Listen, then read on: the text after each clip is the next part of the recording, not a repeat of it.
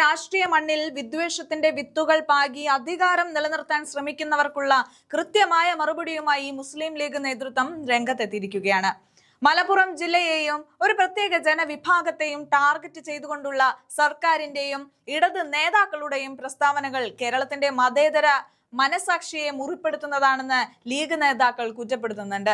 4 വോട്ടുകൾക്ക് വേണ്ടി വർഗീയ ധ്രുവീകരണം ഉണ്ടാക്കുന്ന പാരമ്പര്യം മുസ്ലിം ലീഗിനില്ലെന്ന് PK കുഞ്ഞാലിക്കുട്ടി മാധ്യമങ്ങളോട് വ്യക്തമാക്കുകയാണ്.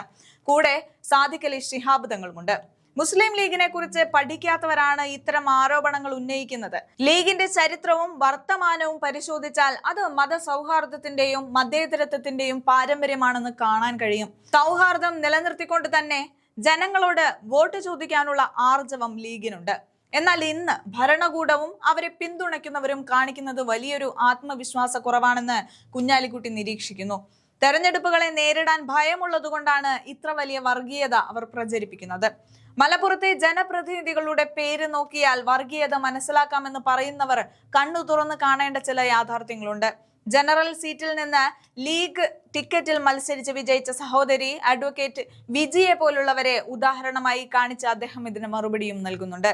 പേര് നോക്കി വിവേചനം കാണിക്കുന്ന ഉത്തരേന്ത്യൻ രാഷ്ട്രീയം കേരളത്തിൽ ഇറക്കുമതി ചെയ്യാനാണ് ഇടതുപക്ഷം ശ്രമിക്കുന്നത്.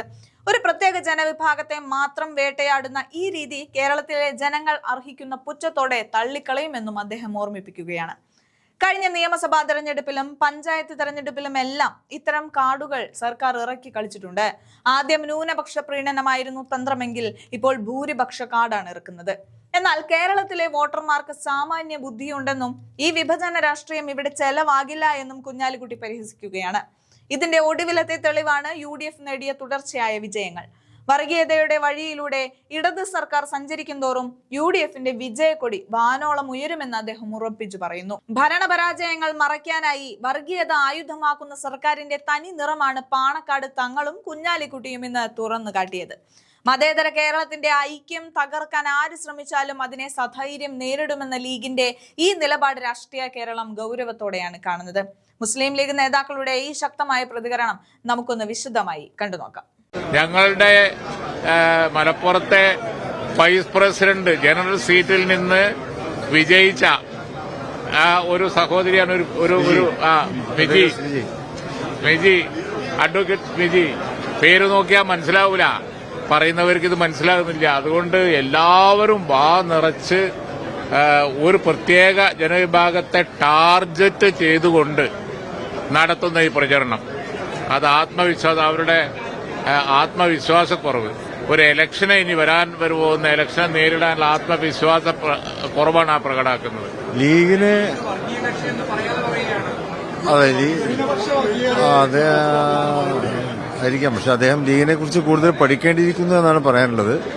ലീഗിന്റെ ചരിത്രവും വർത്തമാനവും അത് മതസൗഹാർദ്ദത്തിന്റെയും മതേതരത്വത്തിന്റെയും പാരമ്പര്യമാണ് ലീഗ് എപ്പോഴും പറഞ്ഞിട്ടുള്ളത്. 4 വോട്ടുകൾക്ക് വേണ്ടി വർഗീയ ധ്രുവീകരണം ഉണ്ടാക്കുക എന്നുള്ളത് ലീഗിന്റെ ലക്ഷ്യമല്ല. മറിച്ച് സൗഹാർദ്ദം നിലനിർത്തിക്കൊണ്ട് തന്നെ ജനങ്ങളോട് വോട്ട് ചോദിക്കാനുള്ള ധൈര്യം മുസ്ലിം ലീഗിനുണ്ട്. അതില്ലാത്തവരാണ് അതും ഇതൊക്കെ പറഞ്ഞുകൊണ്ട് രംഗം വഷളാക്കാൻ ശ്രമിക്കുന്നത്.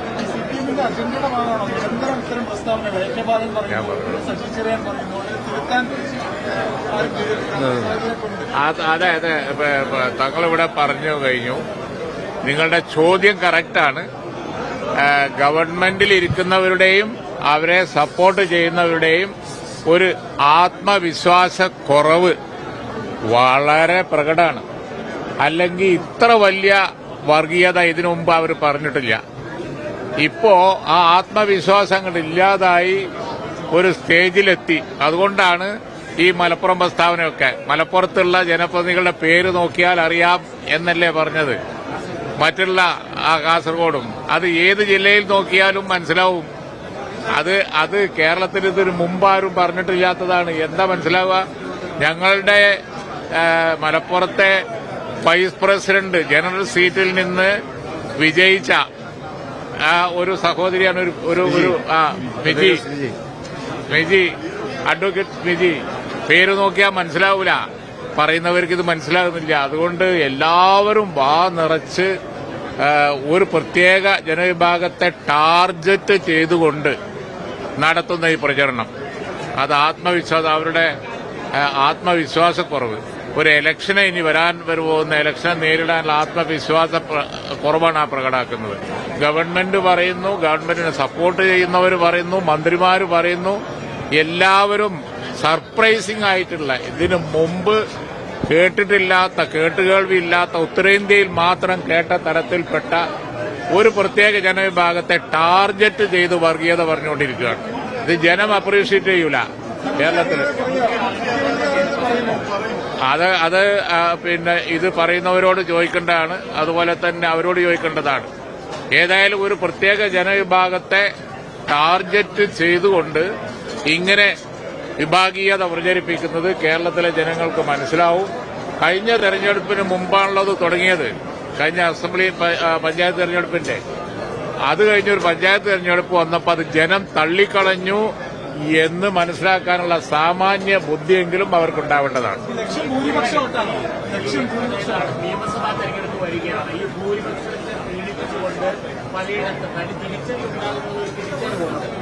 ഈ മാറി മാറി കാർഡ് കളിച്ചിട്ട് എന്താ കാര്യം? കഴിഞ്ഞ പാർലമെന്റ് തെരഞ്ഞെടുപ്പിന് മുമ്പ് ന്യൂനപക്ഷത്തെ പ്രീണിപ്പിക്കാനാണ് നോക്കിയത്.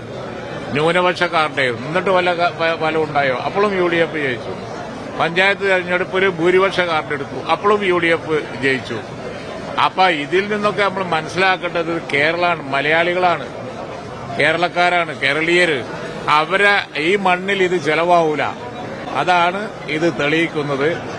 ഈ വഴിക്ക് അവർ പോകുന്നിടത്തോളം UDF വിജയ വെന്നിക്കൊടി പറപ്പിച്ച് തന്നെ പോകും.